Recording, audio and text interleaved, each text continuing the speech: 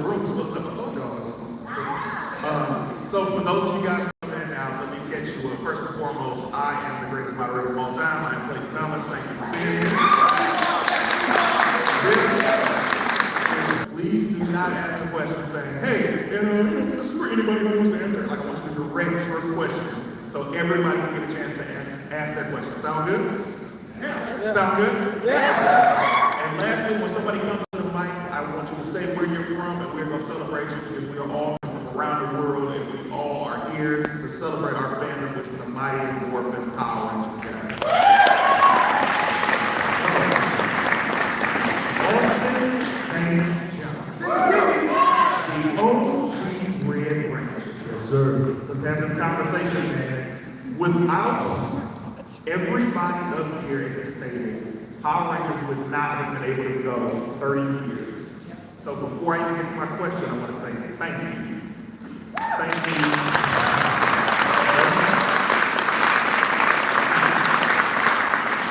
Austin St. John, you came back with Beast Morphers?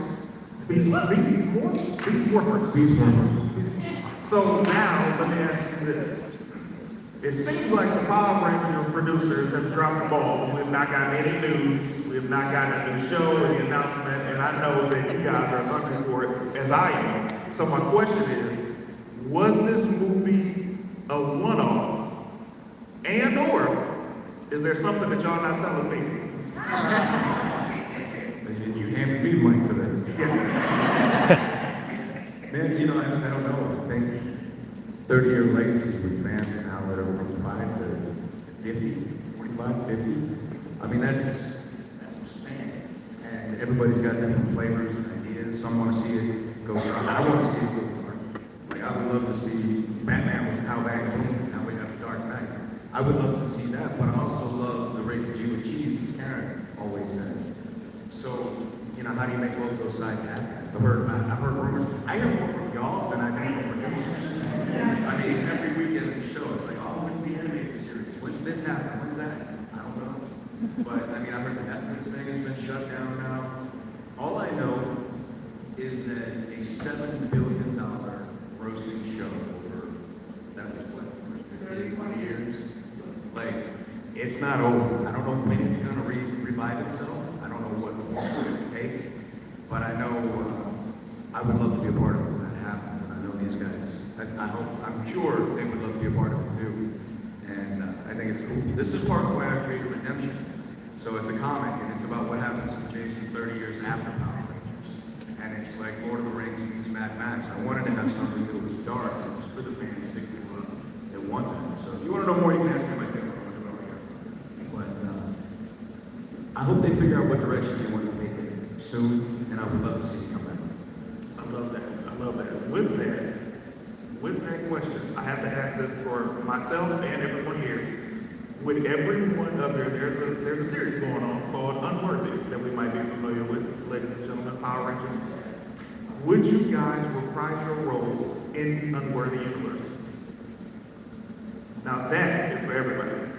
That's a comic, right? No, this is an actual series that is on YouTube. Unworthy. Oh, yeah. I've seen that. You know what? I mean, they always reach out to us for stuff, right? And it's just one of those things. If it is the right story, if it's the right time, like Once and Always was, it can always happen, you know? And it's just one of those things where I always felt like, you know, because they'd asked me to come back before, but it was always kind of weird and this.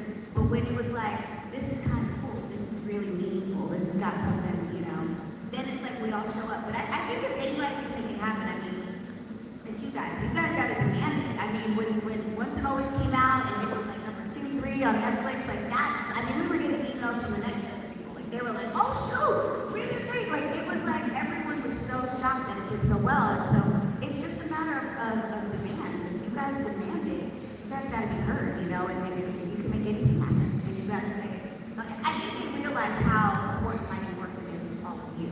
There have been other series and they're great, but I think, you know, this is where the party got started. So I think, you know, there has to be some of that original series thing to really make that magic happen again. So you guys better start doing some emails. I know y'all can do like a stern email. So Johnny, Catherine, this is for you. A lot of times people ask you guys, hey, what was your favorite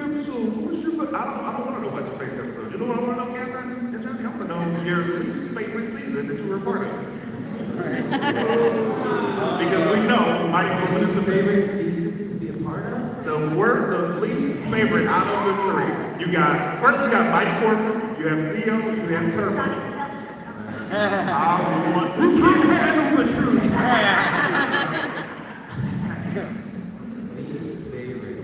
I mean, I think my least favorite, well, see, it's tricky because Turbo would probably fall under that, but it's because we didn't get to finish it out.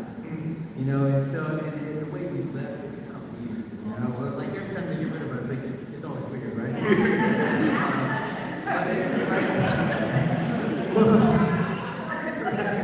But I mean, at least Adam did go to like Korea or something. But it was, you know, the way we found out was weird because I remember I was doing the makeup chair, and then the makeup artist gave us like the newspaper. There's an article that was like looking for new Rangers or whatever, and I was like, dang, that's how they're gonna let us know. They're already doing that and not even telling us, giving us a heads up. So that was weird, you know, because I was enjoying some of the stuff I got to do in Turbo, and I didn't come from like an actor's background. I came from like a martial arts background, so it was like it took a while. And then Turbo was when I was like, I'm gonna try this. I'm starting to play, you know. And so that was kind of a bummer for me at that point. I was like, We were filming one day and there was a broom and he just gets this broom and he's like flipping around. He's always playing well, I mean, like a broom is just like a bow staff. You know? In Kung Fu, you learn how to flip on it and your carpet was off it and all that stuff. So I was just doing that. just doing it. Whenever you swing around, you just go from the flip with your broom. wow, to find out in the newspaper. Yeah, give us those games. That's not a very nice question. I think I would probably say Turbo. Turbo was just really different too. Like we really did more civilian fighting because we didn't do any civilian fighting in Zio. So that was fun.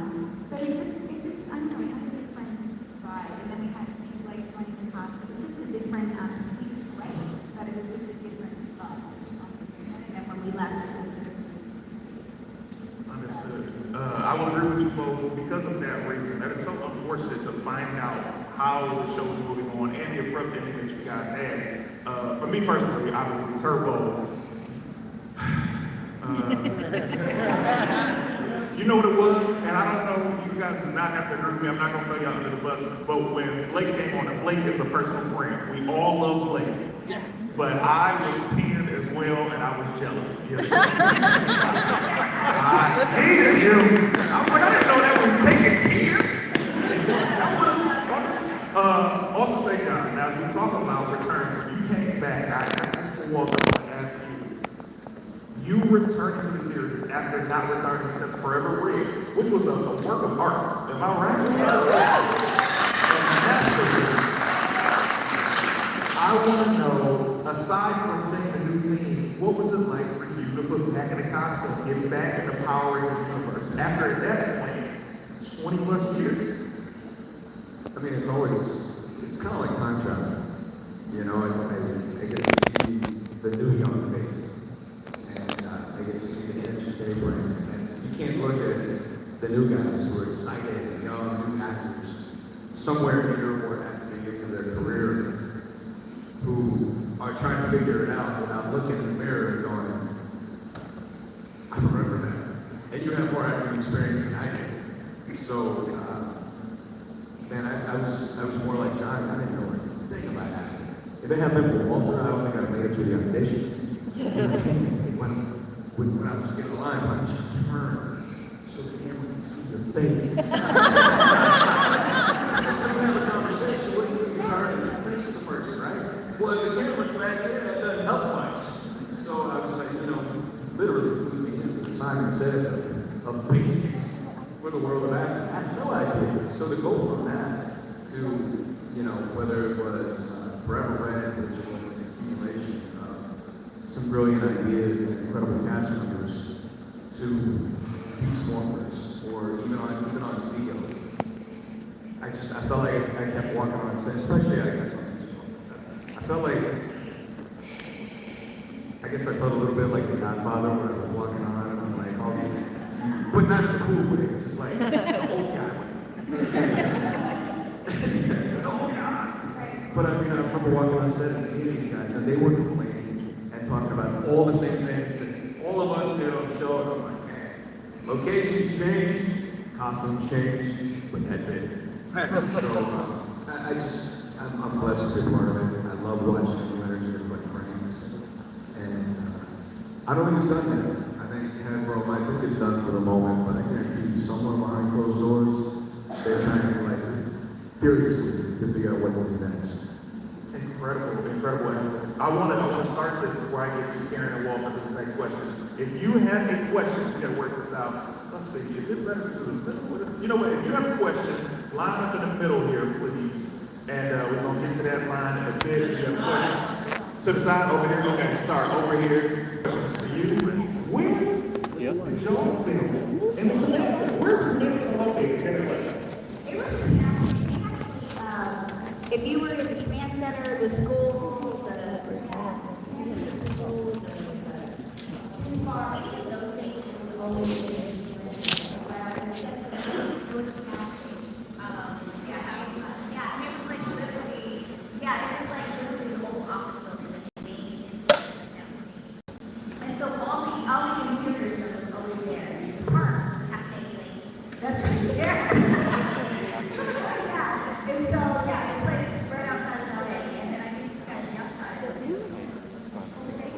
Yeah, so it was the same thing, any of the interior stuff. Like literally one day the command center was set up, and the juice bar and the classroom were like squished to the side, and then the next day they would set out, set dresses, yeah. I get interested in stuff like that because we live here, so I'm like, hey, I might pop up and sit correct. Walter, my question is for you, especially when you and Austin were roommates, where did you guys live? We lived in Clinton. Party house, all party houses. I remember the first time we guys came to the house and we were like, I was partying like the new wages coming through. I was like, I didn't mention though, that was so weird. We were to the party. and they came in on the This is what the best thing about this is. Okay, some great questions. So what I'm going to do is first put over my amazing panel because every person on the stage, and I'm not even saying that they're here, you guys are so lucky to be around them because they're genuinely nice people. So when they're at their tables, I want you to support their tables, I want you to support them continuously because they genuinely deserve it and kind people. And we know everybody is like that. Am I right? Yeah. So,